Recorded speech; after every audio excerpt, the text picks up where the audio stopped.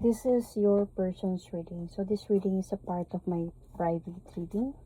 If you want to book a private reading with me for the month of May, just PM me. Private message me.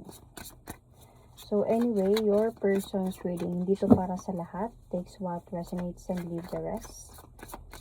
Okay, pwede tong vice versa. Put yourself in a situation kung saan man kayo naka-resonate. So, sino man yung person na naiisip nyo ngayon while watching this video, pwedeng sa kanya to. So, let's see first kung ang laki kasi talaga ng cards na to. Ang hirap niya i-shuffle. You see? Like, for the normal cards. Ang laki niya. Anyway, so let's see what is happening right now.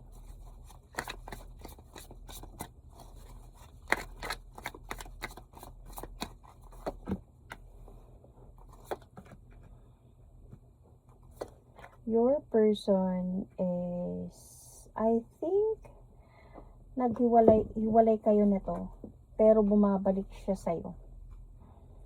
I think nandun ka na sana sa point na nakamove on ka na sana from this person eh.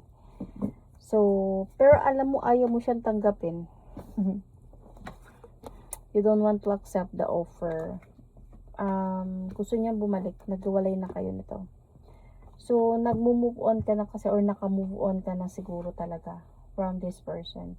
Then, bumalik siya sa'yo ngayon. So, as a point na para sa'yo malabo na balikan kita. Hindi ako sure, malabo, parang ganun. So, tignan muna natin kung ano yung nararamdaman niya para sa'yo.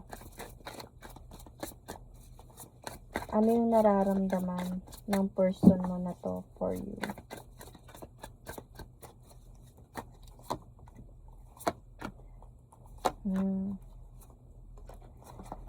Okay, I think this person parang nagsisi talaga siya sa ginawa niyang panloloko sa'yo. Parang as a point na tinapos niya na to gusto niya na din talaga matuldukan yung panloloko niya. Kaya gusto kanyang kausapin, might be to clear out talaga, na gusto niya nang mag-move forward towards with you. Gusto niya nang ayusin ang lahat ng to. Gusto niya talagang mag-offer sa'yo ng new beginning.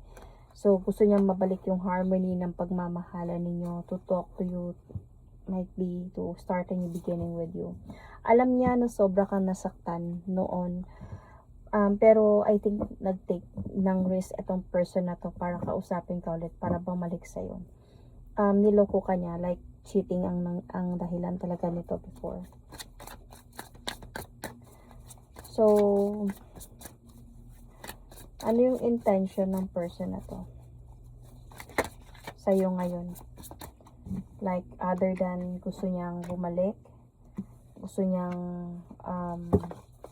might be to tell you the truth na gusto niya nang tapusin ang lahat ng panluloko niya. Ano pang intention niya?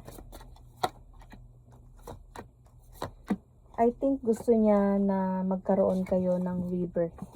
Like, mag-umpisa ulit in a way. Hindi mag-continue kung anong meron kayo before, pero mag-umpisa kayo ulit. So,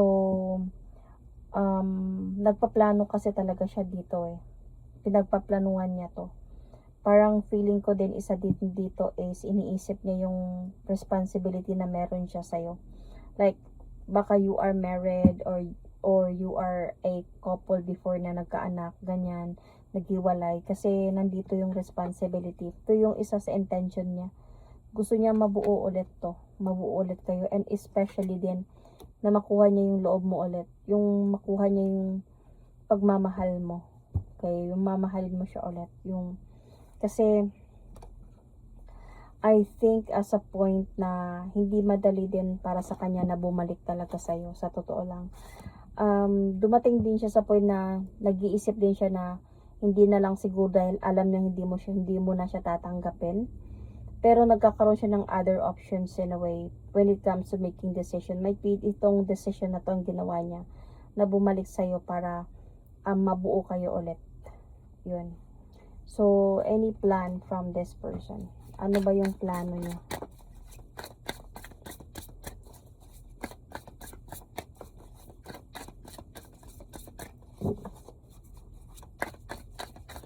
plano ng person na to?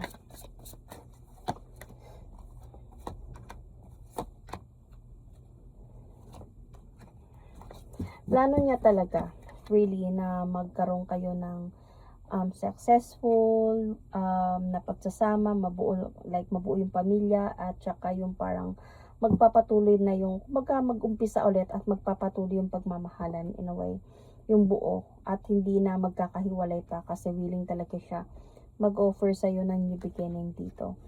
Pinag-isipan niya to during those times na hindi kayo nag-uusap, during nahiwalay kayo.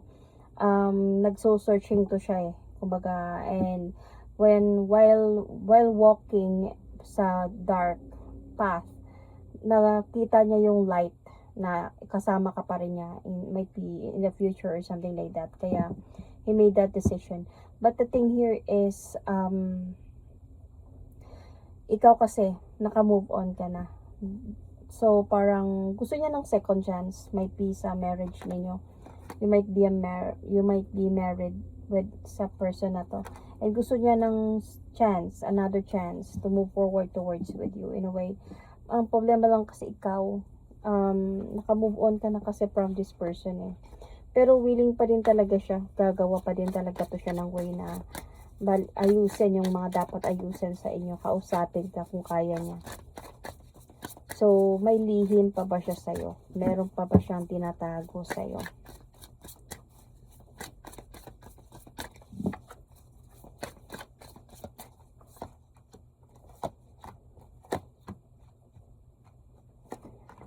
So, wala naman wala na. Etong person na to, nakapag-decide na talaga siya. Nung bumalik siya, clear na siya. Like, available, clear, wala na siyang ginagawang kahit ano, kasi gusto niya nga talaga na maayos na kayong dalawa, magkabalikan na kayong dalawa, at parang feeling ko mag-heal na din, or nag-heal na siya sa mga nangyari. So parang okay na sa kanya na bumalik ulit sa'yo. I think ginawa niya to, parang inayos niya muna talaga yung sarili niya dito So parang nag-transform talaga to siya before siya nag-decide na bumalik, na ayusin yung mga nawasak sa inyong dalawa. Kaya this time parang sure na sure siya na bumalik siya, mag-effort siya, ayusin niya to, dahil sure na sure siya na gusto niya talagang ayusin yung pagsasama ninyo, pamilya ninyo. So, ano yung gusto niyang sabihin sa'yo na hindi niya masabi-sabi sa'yo?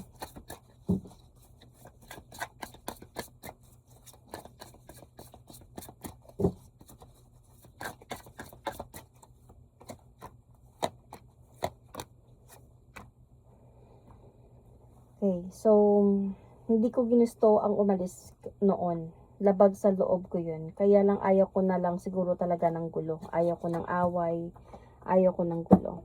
Pero this time around kasi, I wanted to take that leap of faith. Bahala na, hindi ako ready. Hindi ko alam kung anong magiging reaction mo. Hindi ko alam kung tatanggapin mo ba ako, hindi.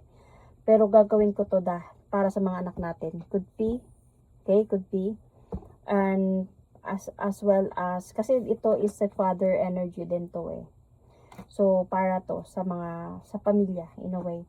And isa pa, naniniwala din ako na nandyan pa yung pagmamahal mo para sa akin. Na nagmamahalan pa rin tayo. Naniniwala pa rin talaga ako dyan. And I wanted to continue my responsibility na din sa inyo.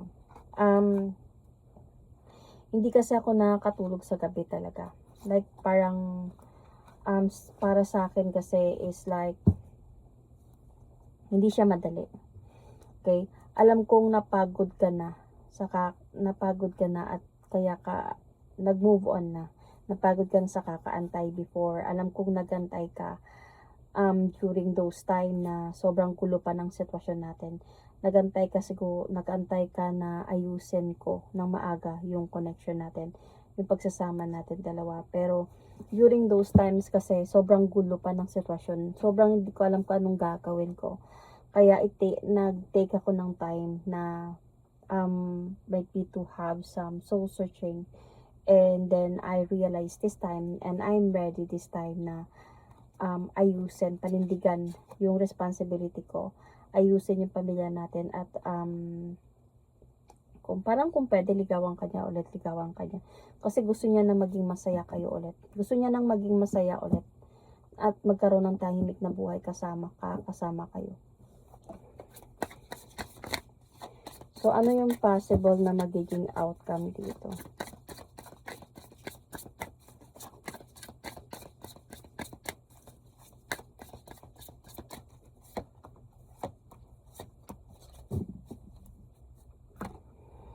Well, there is a possibility na pwedeng magkakaroon talaga dito ng decision of like magkakabalikan kayong dalawa.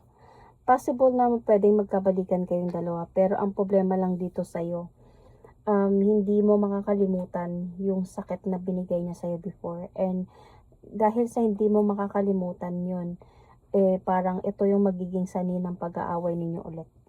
Yung parang ibabalik-balik yung sitwasyon. So, and hindi ka na din, parang on your part is like, lagi ka nang magmamatsyag. This time around, parang you bring your power back. Hindi ka na katulad before. Kung ano yung pagkakilala niya sa'yo before. But, ang sa akin kasi dito, dahil naman sa part ng husband mo or ng person mo is willing siya na ayusin talaga ang lahat na to. I think he need to understand din kung ano yung magiging changes sa part mo. Pero other than that, nakikita ko pa din naman yung celebrations dito eh. So, nakikita ko pa din dito yung parang dahan-dahan na maibalik sa dati yung sitwasyon. And in the future. So, yun. That is my reading for you.